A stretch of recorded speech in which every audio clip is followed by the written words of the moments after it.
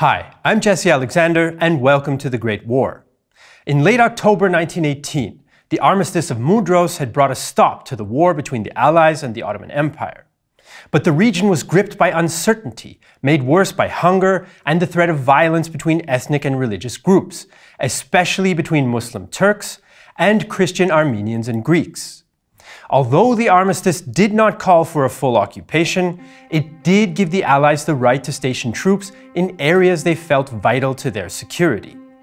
This was interpreted liberally, and the harbour at Constantinople was soon full of Allied warships, and Allied military officers entered the city. British, French and Italian troops also landed along the Anatolian coast and advanced into the southeast. This caused great resentment amongst the Ottoman Turks, since British Admiral Calthorpe had told the Ottoman negotiators there would be no occupation. Hussein Rauf Orbe, the head of the Ottoman delegation, wrote later, "There was a general conviction in our country that England and France were countries faithful not only to their written pacts, but also to their promises. And I had this conviction too. What a shame that we were mistaken in our beliefs and convictions." Sultan Mehmed VI's government adopted a conciliatory policy and agreed to most Allied demands, including war crimes trials and disarmament. So, with the Allies having begun a de facto partial occupation of the Ottoman Empire, the Paris Peace Conference turned to the so-called Eastern Question. This was the riddle of what to do about the long decline of the Ottomans, a problem for European diplomats since the late 18th century. Now, the Ottoman sick man of Europe had been crushed, but reorganizing Asia Minor would prove to be a difficult task. For one thing, various secret wartime agreements had allotted different spheres of influence, but these were sometimes vague and sometimes contradictory. The Greeks and Italians, for example, had been promised overlapping zones, and the plans for Russian involvement had to be scrapped due to the revolution. Now, each power had its own interests to look out for as well. The French had important financial interests in Turkey and were not keen to see the Italians or the British dominate the Eastern Mediterranean. The British needed a new partner in the region, which was vital for communication with India because of the Suez Canal. Lloyd George saw the Greeks in this role, but his cabinet was divided on the question. The Americans, for their part, had never even declared war on the Ottomans, but were getting on quite badly with the Italians at the peace conference. Wilson's 14 points included one about the Ottoman Empire, but it promised the Turks, quote, secure sovereignty, and the minorities a, quote, unmolested opportunity of autonomous development. So it was not easy to see how all these circles could be squared, even if many Allied leaders had a soft spot for Greek Prime Minister Eleftherios Venizelos, based on their admiration for ancient Greece. Clemenceau said of him, "Ulysses is only a small man beside him. He is a diplomat of the first rank, very sensible, very well prepared, very shrewd, always knowing what he wants." Lloyd George was no less enthusiastic and called him the greatest statesman Greece had thrown up since the days of Pericles. In Paris, there were endless discussions about spheres of influence, mandates, whether Constantinople should be given to Turkey or Greece, and what should be done about the Armenian and Kurdish questions. A tentative agreement was reached in early May, by which Wilson half-heartedly agreed to a US mandate for the region, including a large Armenian state in eastern Anatolia. This was subject to the approval of the US Senate, even though, according to the conference records, Wilson could think of nothing the people of the United States would be less inclined to accept than military responsibility in Asia. But this agreement proved to be short-lived and fell apart soon after it had been reached. The Allies could not agree on what to do, and, after the human and economic costs of the previous years of total war, they lacked the military forces necessary to impose their will, even if they had had a common policy. It was clear the old Ottoman Empire would be no more, but it was not clear what would take its place amid the growing tensions in the unstable region, and everyone was hoping for a share of the spoils. And that is where the Greeks come in. Now, Greece had entered the war late and was politically divided between those who still supported the exiled King Constantine and those who followed Prime Minister Venizelos and his ambitious plans for expansion. For Venizelos and many other Greeks, 1919 was an historic moment that might finally see the realization of the megali idea, the dream of 19th century nationalists. This would see a greater Greece stretching from the central Balkans deep into Anatolia, including lands that had been part of ancient Greece and the Byzantine Empire. And there actually was a large Greek-speaking minority in the Ottoman Empire, especially along the Aegean coasts centered on Smyrna. The city had a Greek majority, some of whom wanted union with Greece, but was surrounded by majority Turkish regions. Chauvinism also played a role in Greek aspirations, and some felt they had a right to rule over the inferior Turks. Venizelos described how he felt. The Turks were good workers, honest in their relations, and a good people as subjects. But as rulers, they were insupportable and a disgrace to civilization, as was proved by their having exterminated over 1 million Armenians and 300,000 Greeks during the last 4 years. Wartime deportations and deaths of Ottoman Greeks, though fewer than Venizelos claimed, did help radicalize the Greek community. Now, Venizelos argued forcefully for his ideas at the Paris Peace Conference. On February 3rd, he presented Greek claims: Thrace and southern Albania in the Balkans, numerous islands in the Aegean, and a large part of the western Anatolian coast, including Smyrna and its hinterland. He did not, however, ask for Constantinople, though privately he still hoped that it would go to Greece eventually. The Orthodox Patriarchate, which was based in Constantinople, went even further and lobbied the peace conference to give the city to Greece. So, the Greeks based their claims on history, ethnicity, and cultural arguments. And in the confusion and deadlock of the peace conference, Greater Greece was about to get its chance. In April and May, the peace conference was in crisis on several topics. In particular, the Italian delegation clashed bitterly with their allies and left the conference. While they were away, the Italians decided the time had come to take what they felt had been promised in Asia Minor. They landed more troops on the Mediterranean coast, and rumors reached Paris of Italian warships off Smyrna. The other allies and the Greeks were incensed. Clemenceau said of the Italians, "If we don't take precautions, they will hold us by the throat." Lloyd George and Venizelos agreed now was the time for Greece to intervene, and the British Prime Minister pushed the issue with Clemenceau and Wilson. On May 6th, the day before the Italians were to return to Paris, Wilson, frustrated with the Italians, suggested the Greeks land sooner rather than later. The Big Three agreed, and the die was cast. But in doing so, they had ignored the warnings of some of their own advisors. A British General Staff report had pointed out, "Greek occupation will create a source of continual unrest, possibly culminating in an organized attempt by the Turks to reconquer this territory." British General Wilson described the plan in his diary as, quote, "mad and bad," and Winston Churchill opposed it as well. The American experts questioned the wisdom of a Greek presence in Smyrna, given the economic importance of the port city to a viable Turkish state. Even the Greek general Metachas had his doubts, as he told his prime minister. "The Greek state is not today ready for the government and exploitation of so extensive a territory." But in spite of the warnings, the Allied leaders had decided the Greek army would land at Smyrna and occupy the surrounding countryside. It was officially a mission to maintain law and order, but many Greeks had hopes for much more. Greek troops began landing at Smyrna on the morning of May 15, 1919. The previous night, thousands of Turks had drummed in protest, but on this day, thousands of Greek-speaking residents turned up to welcome the Greek army. Due to a mix-up with their orders, one Greek unit marched past an Ottoman army barracks. A shot was fired at the Greeks, though it is still disputed who exactly pulled the trigger.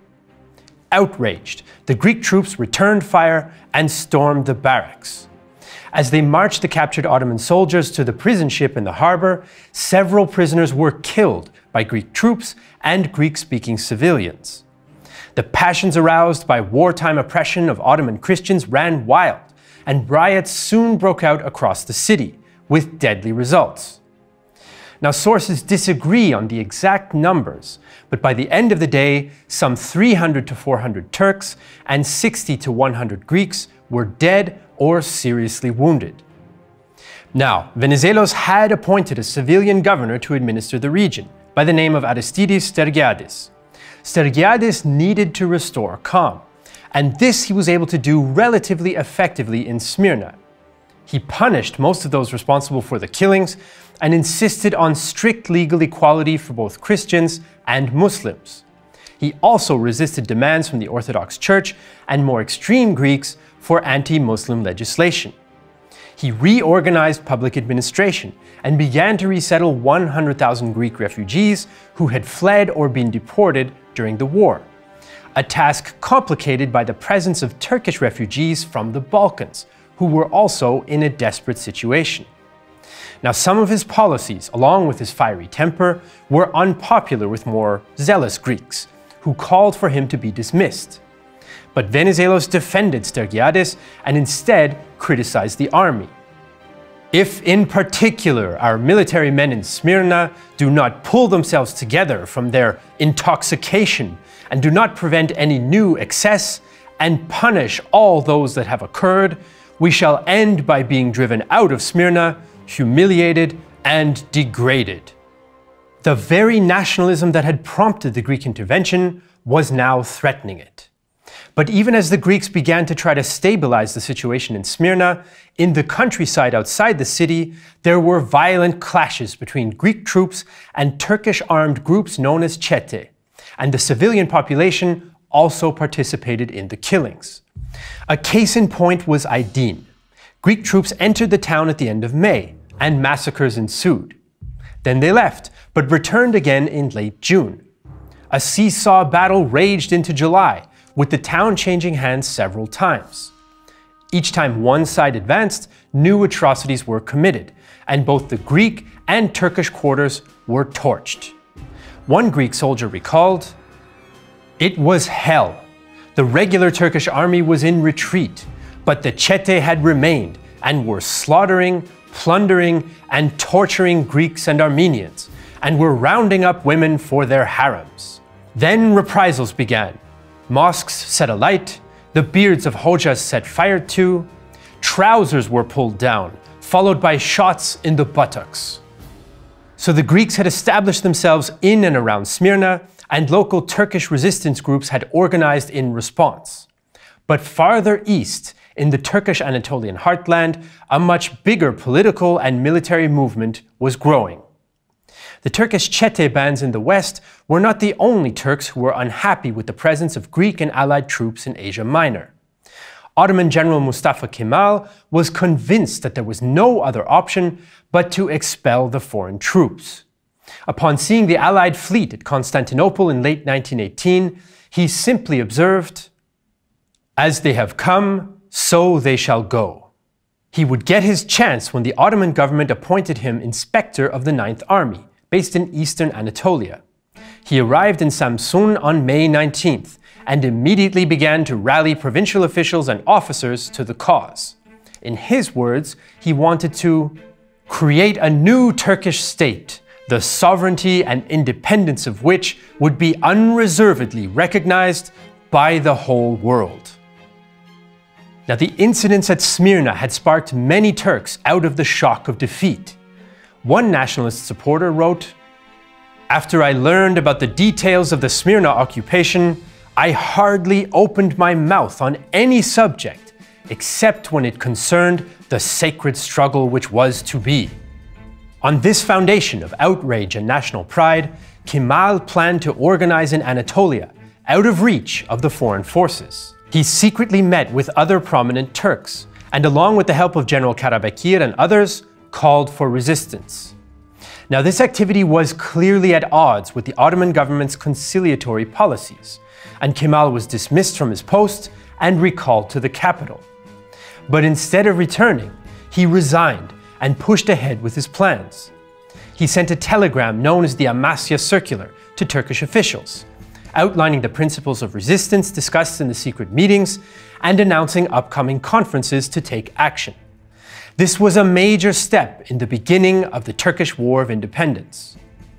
Now, the Erzurum Conference in July and August and the Sivas Conference in September were attended by fewer delegates than expected. But they adopted a program that would soon become influential.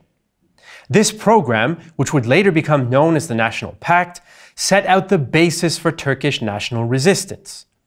It rejected foreign influence, proclaimed the territorial integrity and independence of a Turkish state where Muslim Turks formed a majority, and asserted the right to use the force of arms to achieve these goals. It also called for plebiscites in other parts of the empire. Now, there was some support among the conference delegates for the idea of an American mandate for the region, but only if it did not infringe on Turkish independence. So, although he didn't publicly come out against the Sultan, Kemal now favored a move to a modern republic. To labor for the maintenance of the Ottoman dynasty and its sovereign would have been to inflict the greatest injustice upon the Turkish nation.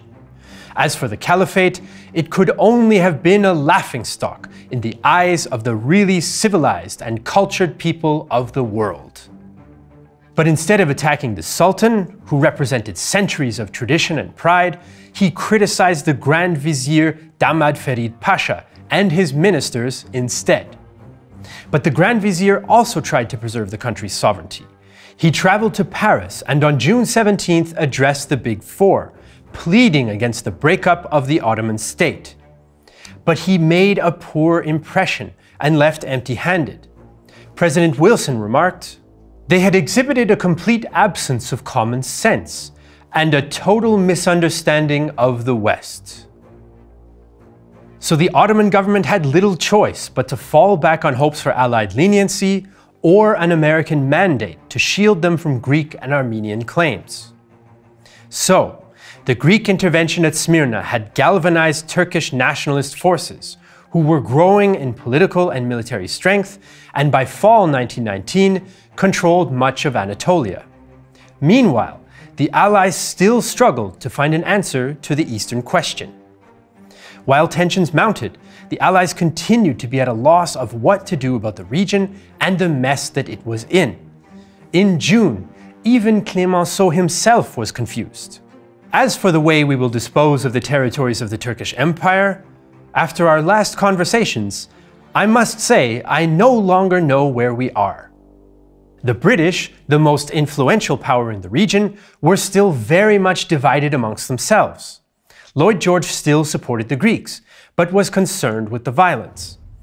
Forgetting the warnings that he'd received in May, he remarked, "Our military intelligence had never been more thoroughly unintelligent." Lord Curzon wanted Constantinople taken away from the Turks, but he feared the impact of abolishing the caliphate on British Muslim subjects in India. Edwin Montagu, British Secretary of State for India, urged a moderate position. "Let us not, for heaven's sake, tell the Muslim what he ought to think. Let us recognize what they do think." But others objected, like Lord Balfour. "I am quite unable to see why heaven or any other power should object to our telling the Muslim what he ought to think." Churchill, never one to shy away from international involvement, recommended leaving the Ottoman Empire intact. Now, the Americans were, by late 1919, turning towards isolationism, and President Wilson was gravely ill after suffering a stroke, which made a mandate much less likely. The new Italian government was distracted by domestic affairs, and in any case, Italy did have some interests in common with Kemal in opposing the Greeks and French. The French were also wavering, and Clemenceau hinted to Venizelos that French troops would not be used to prop up the Greeks. Now, the complexity of the dilemma was made abundantly clear by two investigative reports which reached the Supreme Council, aka the Big Four, that fall. British General Milne's conclusions about the situation were grim. The first report, confirmed that there was a state of virtual war between the Turks and the Greeks, and the government in Constantinople could not stop the violence. The greater portion of the Turkish forces is composed of organized bands of brigands, reinforced by armed peasants, driven from the villages by the Greeks, and determined to prevent further advance of the Greeks. The Turkish government has no control over these forces. The findings of the second report on the events in May at Smyrna were even more worrying. The report criticized the Greeks and recommended ending the occupation, which was compared to an outright annexation. It is the duty of the Commission to observe the fact that the Turkish national sentiment, which has already manifested its resistance, will never accept this annexation. It will submit only to force, that is to say, before a military expedition, which Greece alone could not carry out with any chance of success. Publicly, Venizelos maintained a confident air, but privately he despaired. Kemal grew stronger as time passed, and Greece was too weak to impose its will alone. He argued that the troubles could be stopped if the peace conference made a decision, and he made his case again in Paris. The Supreme Council notices that the occupation of Smyrna was only decided for political reasons, and constitutes no new right in the future. The Greek claims on Smyrna and the neighboring region were not only well known, but they had been officially formulated to the conference. In occupying Smyrna, Greece knew that if she was not yet legally, she was at least morally entitled to it. In November, the Milne Line was established to define the Greek occupation zone, and it certainly seemed to the Turks as though the Greeks were planning to stay. Anatolia was a ticking time bomb, and by now, everyone knew it. But while the Allies continued to discuss, the political and military situation continued to evolve. In January 1920, Clemenceau resigned, and Alexandre Millerand replaced him as prime minister. Allied talks on the fate of Asia Minor resumed in February, but Turkish nationalists were already taking action. After the December elections, the new parliament met in Constantinople in January and adopted most of the points of the National Pact, which was announced a few days later. Turkish troops also attacked French and Armenian units at Maraş in January and Urfa in February. When Maraş fell on February 20th, Turkish forces entered the city and killed some 10,000 Armenians. As they withdrew through nearby villages, the Armenian soldiers also murdered local Turks. For the Allies and Greeks, the situation in Asia Minor was spinning out of control, and the nationalist camp in Anatolia was now a force to be reckoned with. The words of British Admiral Richard Webb were to prove more prophetic than he realized when he wrote them in June 1919. The situation in the interior, due practically entirely to the Greek occupation of Smyrna, is getting more hazy and unsettled. Were this anywhere but Turkey, I should say we were on the eve of a tremendous upheaval. So now that we've caught up with events in Asia Minor, it's time for our roundup segment, where we take a look at what else is going on in January 1920. On the 10th, the Treaty of Versailles entered into force, even though the United States, China, Greece, and Romania had not ratified the treaty. The League of Nations officially came into existence on the same day. On the 15th, local elections were held in Ireland amidst the growing tensions about British rule. Sinn Féin won a control of the majority of urban councils on the island, but came in third in Ulster. On the 16th, the Allies demanded that the Netherlands extradite former German Kaiser Wilhelm II, so that he could stand trial for war crimes, but the Dutch refused. On the 26th, assassins tried but failed to kill German Minister Matthias Erzberger, who had signed the November 1918 armistice for Germany. In Russia, on the 4th, following a string of defeats in Siberia at the hands of the Reds, White Admiral Kolchak resigned as supreme leader in favor of warlord Grigory Semyonov. 2 weeks later, he was turned over to the Reds by the Czech Legion. And finally, in the United States, on January 2nd, the Red Scare continued as more Palmer raids against socialist radicals resulted in 3,000 arrests. On the 15th, in US-occupied Haiti, the Battle of Port-au-Prince took place. Some 300 Haitian rebels known as Cacos attacked Haitian gendarmes and US Marines, but were defeated after dozens were killed. We want to thank Dr. Konstantinos Travlos and Athanasio Valantis for their help with this episode. And as usual, you can find all our sources for the episode in the video description, including links to our Amazon stores. To get access to all our podcast episodes with expert interviews and other perks, you can also support us on Patreon or by clicking the Join button below. I'm Jesse Alexander, and this is The Great War 1920, a production of Real-Time History and the greatest YouTube history channel thrown up since Pericles.